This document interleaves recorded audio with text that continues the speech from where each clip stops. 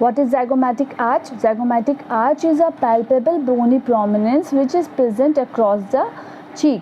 So this arch is formed by the articulation between the zygomatic process of temporal bone and the temporal process of the zygomatic bone. So this is the temporal bone and this is the zygomatic process of temporal bone. It articulates with the temporal process of zygomatic bone to form the zygomatic arch. This is zygomatico-temporal suture, this one. It has an upper margin which is sharp. This zygomatic arch has upper margin which is sharp, and this margin gives attachment to outside inward to the glia epineuritica and the temporal fossa. The lower margin of the zygomatic arch gives attachment to the masseter muscle. It gives origin to the masseter muscle, which again get inserted over the mandible.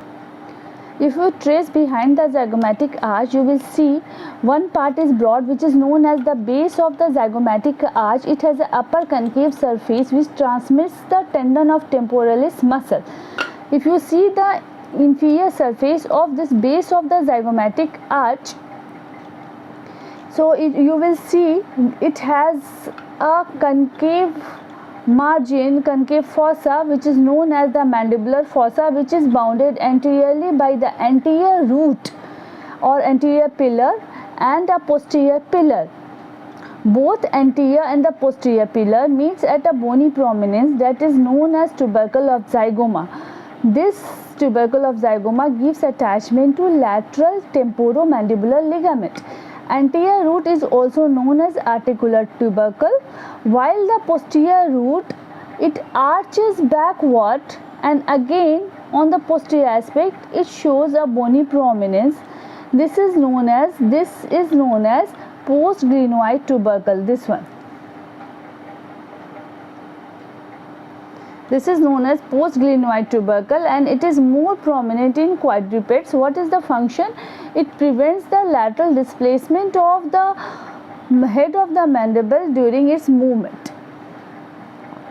Okay.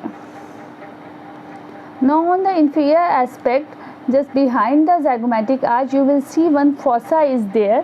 So this fossa is known as mandibular fossa. It has one anterior part which is the articular and a posterior part which is the non-articular part.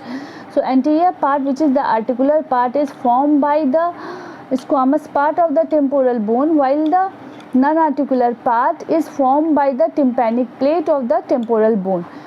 There is a fissure present in between these two bones, which is known as squamotympanic fissure.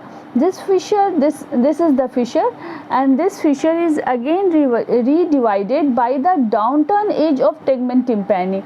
So this is the temporal bone. This posterior most part of the petrous temporal bone is known as tegmen tympani.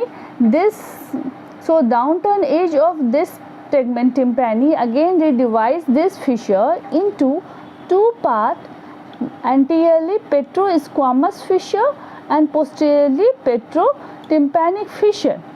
From the petrotympanic fissure, three important structures is passing.